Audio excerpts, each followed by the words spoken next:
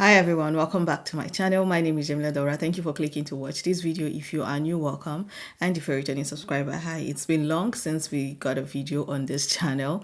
I apologize. Ramadan happened, I took ill, and I just needed to take time off to feel better before I'm able to start bringing contents back, and alhamdulillah I am much better. To those who noticed and reached out, thank you very much for reaching out.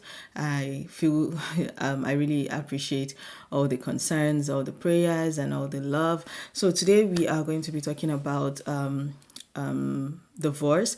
This video is inspired by the interview the interview on Mahangar Zamani, a BBC channel program that is hosted by Madina Mishanu, and she had on one of her recent episodes two amazing northern ladies to talk about their experiences on divorce. Now this is two different perspectives, and I never knew that divorce could be experienced so differently. I would think that they would have so many things in common, but listening to both of them, it was just so different, just to spectrum. That is for you to know that just as they say that marriage is not a one size fits all, your experience in marriage is going to be very, very different.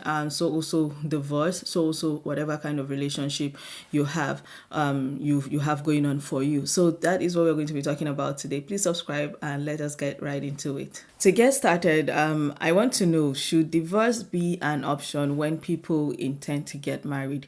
So making divorce an option will not necessarily mean that, oh, I am going in with the intention of leaving, but you are going in with a prepared mind to understand that things happen in marriage. We are just living out our destiny, right? We don't have control over a lot of things. We have control over nothing in this life, and Allah has control over it. So if it's written that, oh, you're going to be married so amount of time, be rest assured that it is going to happen.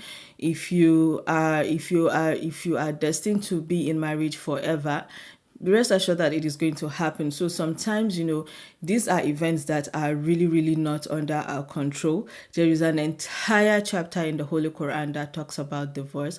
There are different verses again outside this chapter that still highlights on divorce and how women should be treated, most especially between the couples, like the man and the woman. People think that men are the ones that have the power to initiate divorce in marriage, most especially in northern marriages where we are from. And I've always heard this perception, this misconception that, oh, women do not have the right to seek for divorce. And that is going to bring the first point that I have to make. I highlighted the experience of divorce. I never knew it was this different. I mean, I knew that a woman can ask for divorce. Like, I know my rights, as a Muslim woman, and I know the right of the person I'm married to. But Layla, she did highlighted that all the times that the two times she was married, the two times she was the one that requested for divorce. She was the one that initiated divorce. So I don't think that she walked into marriage with the intention of coming out. She went in and things were not just the way she thought it was going to be. Now, this is a very sincere thought, and I saw some disappointing comments of people saying that, oh, she went in with a high expectation, she was too full of herself, she does not have patience, she does not. No, there are just some things in marriage that will be beyond your control, beyond your influence. Like, there is nothing you will do from now to the end of the time that will make it makes sense, and divorce is just going to be the last resolve. Like, divorce is always going to be the last resolve. I don't feel like if everybody was to start saying that, oh, today you're married, tomorrow you're out, is because, no,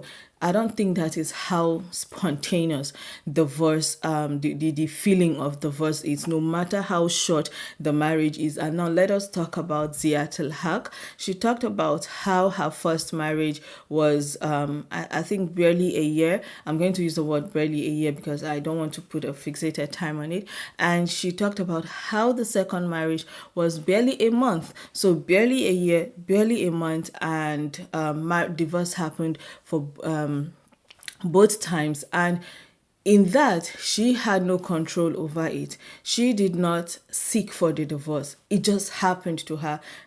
She did not initiate the divorce. The husband did. And it made the feelings for both of them very, very unique. While Layla was prepared, like she had a prepared mind because she initiated it. She knew that once she walks out of this marriage, things might not be the same, right? Things will change for her. But for Zia's case, it did not happen so easily for her in such a way that she was heartbroken. Like, I was so emotionally, I don't know how to put it, but I was so emotional listening to her experience. Like, the hurt can still be heard in her voice. Like, it feels so heavy. It still feels very heavy for her to talk about it and talk about it freely. And that is where I feel like people need to learn to be kind and stop being prejudiced about the people's circumstances and situations. So other comments that I saw, okay, when I talk about, okay, the expectations of Layla, where people were like, oh, she had too many expectations, she had too high expectations. You even if you are, as you're walking into marriage, right, have a manageable expectation. I'm not going to say go into marriage without expectation. Fundamentally, there are things you would expect from an individual that you're going to spend the rest of your life with. Like, those are those things that are stated outrightly as the rights of the husband over you and the rights of the wife over the husband, So why should you not have expectation? So even Allah subhanahu wa ta'ala have made it a conscious thing for us to walk into marriage with, to know, to be provided for, to be taken care of, to be loved, to be all those things. We know it. And likewise you. So those are expectations that you work with. And don't be surprised that people will still go and find out that these things are nowhere to be found. I don't know if you like, I don't know how to put it. Like, all these things, like, you see men today that cannot provide for their wives. You see men that are not responsible for their wives. You see men that cannot protect their wives. And those things leaves you vulnerable. So instead of you to remain in marriage and be resentful and be resenting the person that you are married to, the best thing for you to do is to walk out. And there is nothing against that. There is, yes, divorce is hated by Allah, if I'm not getting it wrong, according to the tafsir. Like, Allah would, if in his own wish as well, he wouldn't even want divorce to happen. But divorce has become something that has saved a lot of women in and out of marriage. Like, a lot of things from, a lot of terrible things from happening to women in marriages. So do not be that one person that starts casting aspersions on people and start saying that, oh, she walked out of marriage because she wanted to be free. She wanted to live a free lifestyle. She wanted to pursue things that are not so good. Because I saw a lot of those comments, and on most especially on the Twitter side of things, the YouTube side of things were quite balanced and people were a lot more kinder. And maybe that is where you think you look at the demographics of who are people on the YouTube and who are the demographics of the people on Twitter. The next thing I want to point out is still the societal stigmatization.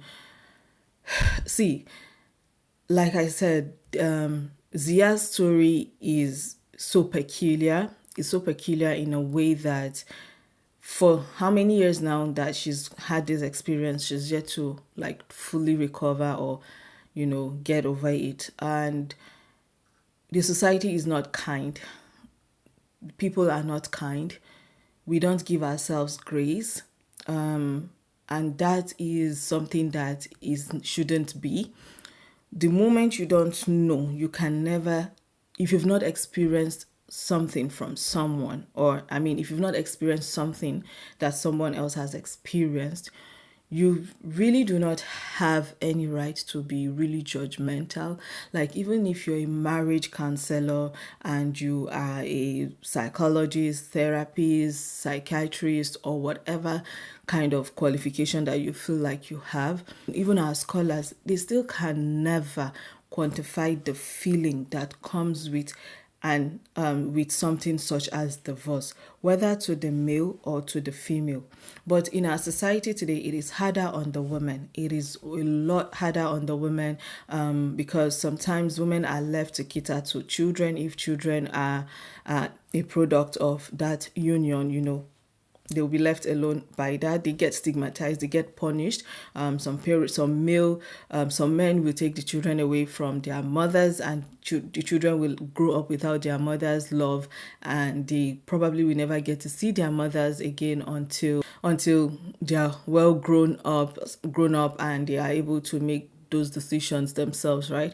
Some women will never be the same, most especially if it was a marriage done out of so much love, so much connection for each other.